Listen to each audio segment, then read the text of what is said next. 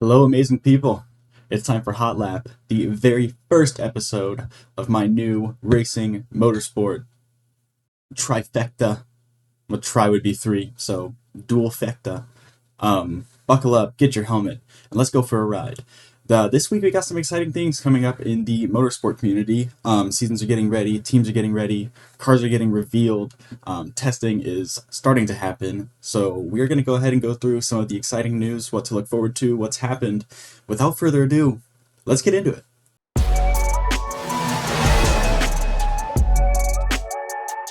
I hope everyone is doing well. Let's jump straight into it. We're going to start out with endurance racing. The WEC is back, the World Endurance Championship.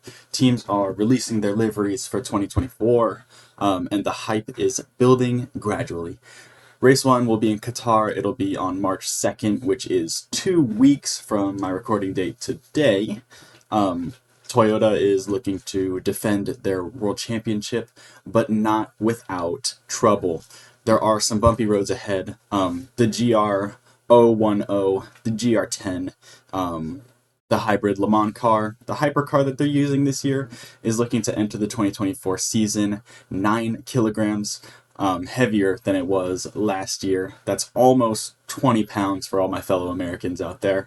And they have a power reduction also. We see the maximum power reduction of 5.3 bhp, meaning brake horsepower. That is, of course, being compared to the Toyota from last year after the Le Mans race. The minimum weight of the GR10, GR010, is set to be 1,089 kilograms, or about 2,400 pounds, and has a maximum power at 510 kilowatts, which is equal to about 684 brake horsepower. Its immediate competition from last year, Ferrari, is seeming to have less trouble than the Japanese company, remaining at 1,075 kilograms and only losing 2 kilowatts or 2.7 brake horsepower. More news around Ferrari that excites fans is the unveiling, however you want to say it, unveiling probably, of a yellow livery. For those of you who don't know, the livery of the Ferrari 499P hypercar recalls all the iconic features from the 499P that won last year's Le Mans, but with inverted colors. The hypercar is going to be run by AF Course and will therefore be distinguishable thanks to those yellow features enhanced by red details. In case you are a little off on why Ferrari would choose yellow and not their standard red, it is because the company is going to represent the city of Medina, where the Scuderia is from. Moving on to some of the other teams, we got Porsche, who took the biggest hit compared to last year, losing 9 kilowatts or 12 brake horsepower and increasing its weight by 2 kilograms. So we got two negatives there for Porsche, but we'll see how well they would be able to recover. Hopefully further into the season, they get a little bit more competitive, or maybe they will be competitive. Like I said, the first race hasn't even happened yet. These are all just what's been released by Porsche and each of the teams individually. So we'll see how it goes from there. Cadillac and Peugeot both had some slight changes to weight, and Cadillac team had a small power reduction as well. Nothing major, nothing worth really going over there. Hopefully we can see them be competitors this year as they were last year, just not as far up the field. So hopefully they can move into that. As we look forward into Qatar, it's exciting to see some of the new teams that will be joining and some of the teams that will hopefully be making major improvements to battle in the front of the field, because at the end of the day, as motorsport fans, all we want to do is see a close title fight. Some of those teams are Izzato, Francini, we got BMW, we got Lamborghini, Alpine, who's a Formula One team. I know they're a car manufacturer first in France, but they joined the Formula One grid a couple years ago, and now we have them looking to join the WEC grid as well. We got Pronto Competition and Action Express also joining the field. Fun things to look forward to. Who knows how they perform? We'll have to see in Qatar. If you'd like to hear more about other classes like GT3, LMP2, feel free to leave a comment below. If not, I'll continue to update on the hypercar class and any major lower class news that comes up, of course. All right, now we are going to go ahead and hop across the pond. We're going to jump into NASCAR. The Daytona has just happened on February 17th, which is, what is today? Today's the 21st, so 20, 19, 18, 17, 4 days ago. The next race will be in Georgia, in Atlanta, this weekend on the 24th of February.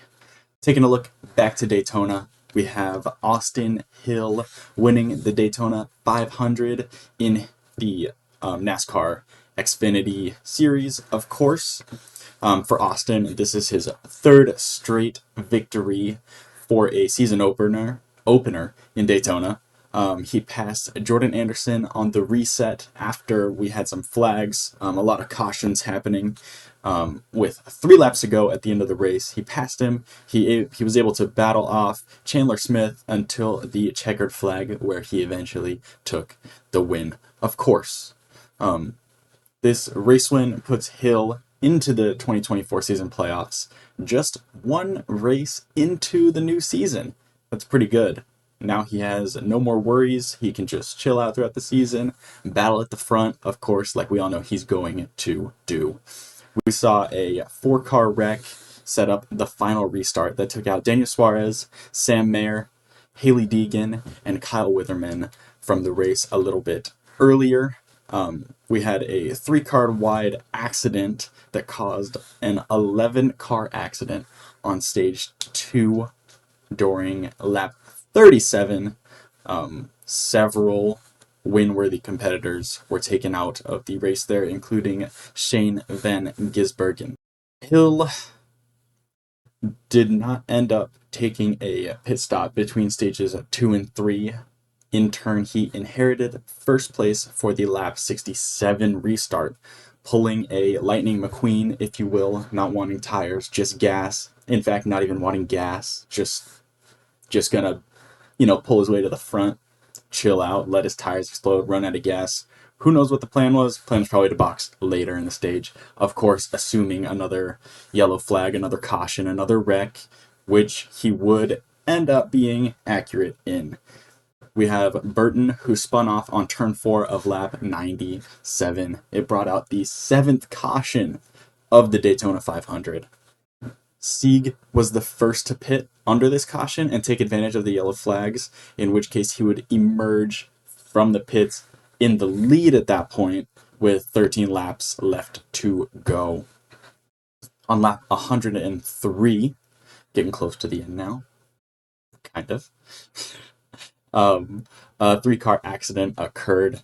Hertz took the lead on that restart and collected a restart violation during that period. Another multi-car wreck happened before he could serve his penalty upon the restart, and Anderson inherited the lead after this wreck, and the lead was with 3 laps to go. Of course, as we heard earlier, we know the story from there on. Also, I don't think it was the Daytona 500. I think it was a different Daytona season opener. Let me double check real quick right now.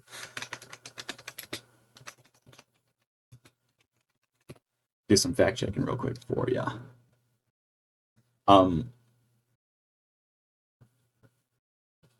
Actually, it turns out that I was right. Hold on. You can just go to... Nope. It was absolutely accurate news. I see here Austin Hill continued his dominance at Daytona International Speedway, NASCAR Xfinity Series opener.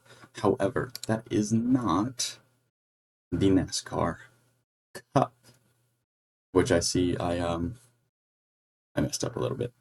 But that is the NASCAR Xfinity news. In the Daytona 500, the NASCAR Cup news, we had some other information coming.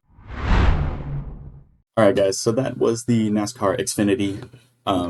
Like I said earlier, the NASCAR Xfinity race. I now see that there is NASCAR Cup, which is different. I'm gonna be honest with you. I know a lot more about WEC and WRC and Formula One than I do NASCAR. Part of the reason I started this podcast was to learn along with you and maybe pay a little bit more attention in the world of motorsport. I'm not an expert myself. Don't have any credentials. Just here to learn, just like you guys. So now I'm looking at the NASCAR Cup news, and I see that we have Byron, who won, escaping a massive 20 car pileup late in the race and was left to fight out and win the race. We're going to go ahead and give you the top 10 drivers real quick, and then we will be moving on to Formula One. Again, I'll straighten it out for next episode. I'll have the right series. We'll do NASCAR Cup, unless you guys are interested in the Xfinity Series or trucks or anything like that. In which case, of course, leave a comment and let me know. So the top 10, we have Byron Bowman, Bell, LeJoy. Whew, this is going to be tough. Byron Bowman, Bell, LeJoy, Wallace, Allmendinger. Oh my. All right. Byron Bowman, Bell, LeJoy, Wallace, Allmendinger, Nemechek, Jones, Gregson, and Briscoe. Now we got to go a little bit faster. I don't think that's quite good enough for me. We got Byron Bowman, Bell, LeJoy, Wallace, Allmendinger, Nemechek, Jones, Gregson, and Briscoe. We'll call that good. We'll speed it up from there. Like I said, I'm not big on NASCAR, so I don't really know these names. So therefore, it's a little bit more difficult for me than say like Formula One or something. Of course, like I said, comment below. Lots of exciting stuff coming up for NASCAR. I saw when I was just doing a little bit of research just now. It looks like something interesting, something I could follow. Just want to get to know it a little bit better. If you guys want to help me out in the comments, that'd be awesome. Thank you. We'll move on to Formula One right now. All right, now we got some news to cover. Moving into Formula One, there has been a lot of news and speculation and all kinds of stuff as we round off the summer break and head into the season. With Bahrain right around the corner, upon recording this, we have only seen day one of preseason testing, session one and session two, of course. I like to refer to it as how well can you sandbag and still get the data you need. Seems like everybody's just trying to trick one another while trying to collect all their own information with the big old arrow rakes and all this kind of, back and forth. It's all media right now and cat and mouse and all that kind of stuff. Of course, Max Verstappen still topped the sessions comfortably. And in session one, we actually saw Haas go for quite a bit of a disaster class with the loose arrow rake and having some fuel issues with their car. Not sure how well that sets them up for the rest of the season. Hopefully they'll be okay. Hopefully they'll recover. We do know that Andretti Racing just had their appeal denied to join Formula One, and that would have been the second American team for American viewers to support a little bit more closely. Haas being our first, and to be fair, since they've joined Formula One, it hasn't really been that great of an option. We still had to put our patriotic beliefs aside and go ahead and support somebody who's been a little bit higher up the field. You got your McLarens, your Alpines, your Red Bull, of course, Mercedes, Ferrari. Those teams just Haas getting a little bit of history behind them is not really happening. A little bit disappointing at this point in time. Hopefully, we can see them make major improvements and get up the field and gain some support from the fellow Americans. That being said, on the other hand, I think we would really enjoy a second American team, especially considering all of the American races that we're getting.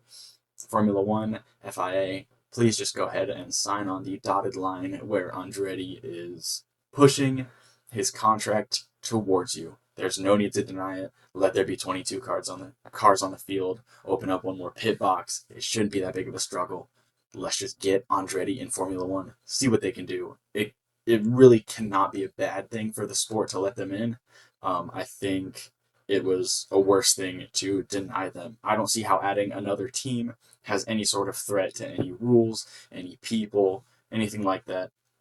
It's just a bonus. Maybe some viewers who watch Andretti's NASCAR team or any other somebody who watches WEC who wants to support an American Formula One team, but we don't have a good one. Just let them join, let them be there, let them try to prove themselves. Let's see what they can do. It really, really can't be that hard. Some other major news coming from the Red Bull camp, of course, we all know, we've all seen it.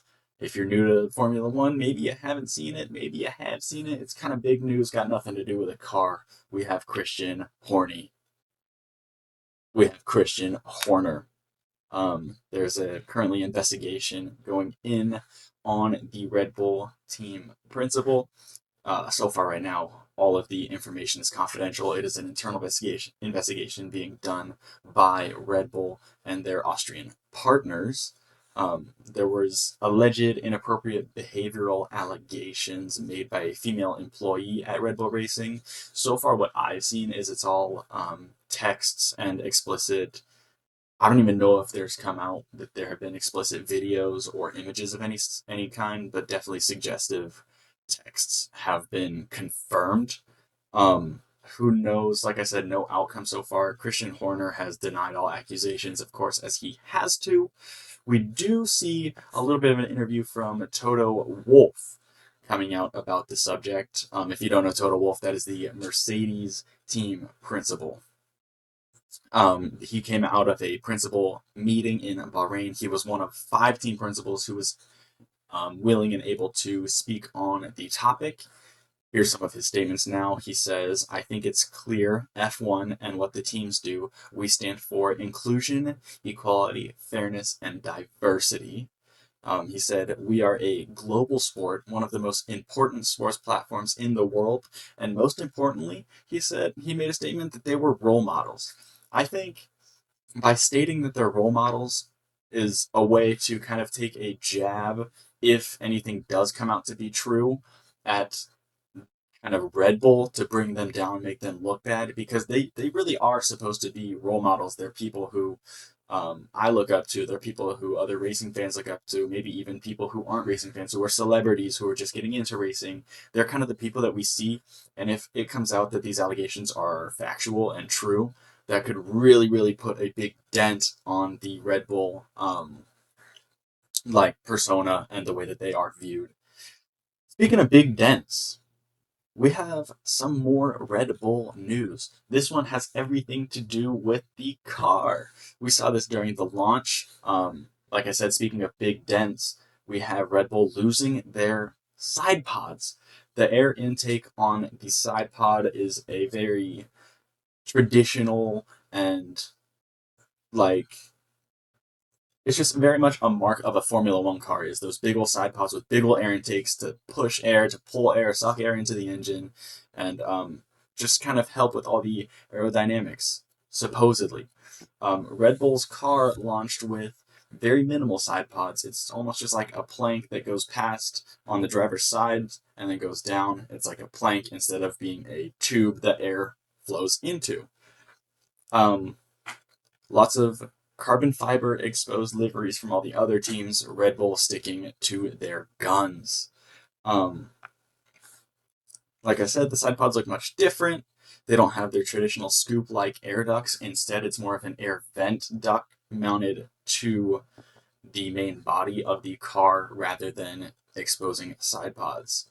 Red Bull has stated that they will attempt to recreate and hopefully, of course, improve upon the Mercedes Zero Pod car that basically eliminated the side pods fully. How well they'll be able to do that, who knows? It kind of depends how this whole Zero Pod thing works out for them. It would have to be better than Mercedes because we saw last year with preseason testing, or maybe that was 2 years ago, the Mercedes car was just not it without the side pods. They had to go through a whole redesign. It just did not work out for them. We'll see if Red Bull can do it. If anyone can do it, it will be that very dominant Red Bull Racing team. We will go ahead and do some Formula One livery rankings now. Alright guys, as you can see, we now have our little chart going on over here. We've got our rankings up, and we're going to go ahead and list these cars.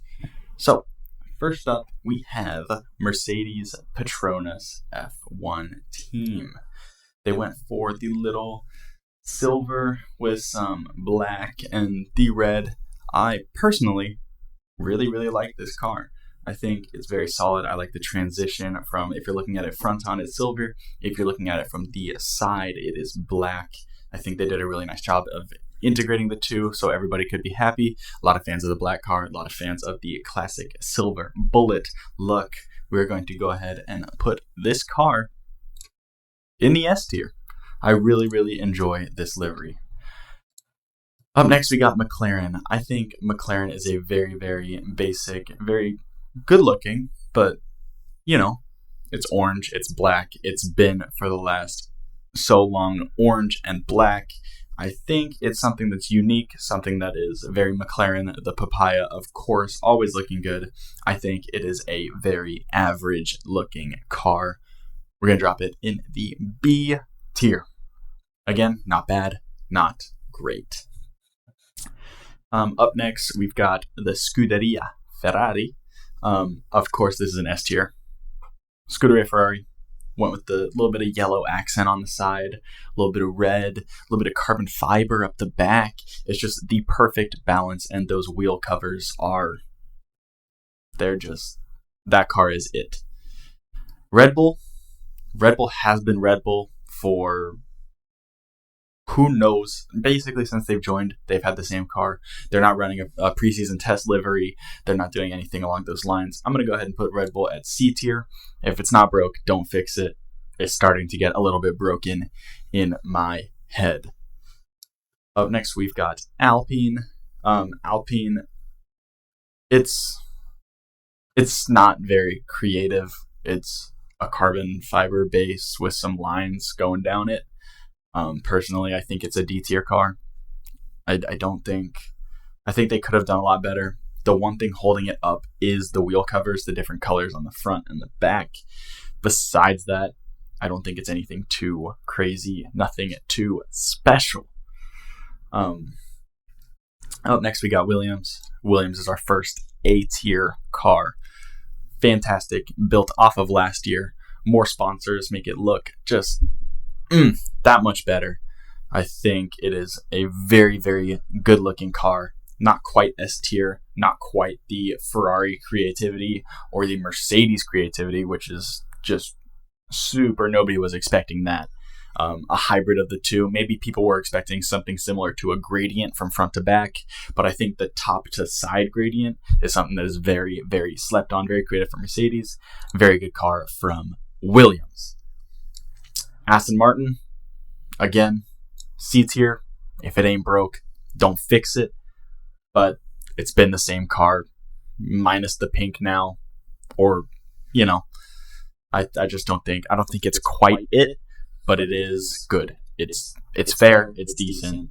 They did their best. Kick. We have gotten a new car on the grid. I think that this Kick car deserves to go with the McLaren in the B tier. I say this, take it with a grain of salt. I think it's that high up because it is a new car. If we're looking at it for literal design, it's a green Alpine, right? The Alpine and the Kick car look very similar. I think it's a toss-up based on where you want to put them. Personally, the Alpine is not it for me. The Kick does a little bit more because there's green on the field. That's about it. The Visa Cash App Racing Bulls car. Yeah. Unpopular opinion. I think this car is gorgeous. I think they absolutely nailed the livery. I think it's a better version of the Red Bull. It's just, personally for me, much better. The silver that they used for the logos, the sponsors, the blue, white, and red that they used on there, just a lot of blue, a little bit of silver, a little bit of white, a little bit of red. Looks fantastic. I am very, very happy to see this car go around the track. I can't wait to see how they develop it throughout the season. If it is just the old Red Bull that they rebranded and reskinned for this year, Who knows? We will find out soon. Haas, C tier. It's a lot of carbon fiber, whole lot of black, a little bit of white, some red on the wings. Cool. It's fine. It's nothing special. So that is my ranking for the 2024 liveries. Let me know what you guys think. If you agree, if you disagree, we're going to go ahead and round out the first episode. I think it was very solid. If you guys enjoyed it, I hope you enjoyed it. I hope you choose to come back next time. It was a fun Hotlap. Again, just a little bit of a test episode. See what we can put together. See what we can make happen. Don't forget to leave a like, subscribe, follow my socials linked below. My Instagram is my first dot last name. It's going to be Darius.Sledzinski. Those will be spelled out down below. DARIUSZ dot SLEDZINSKI. Thank you guys for coming on a Hotlap with me this week. A lot to look forward to as we head into the racing season for WEC and F1, and excitement has already begun in the oval racing world of NASCAR. Come back next time. Come back next week as we go over race results and key moments in the motorsports world. Until next time, don't forget to brake late and accelerate early.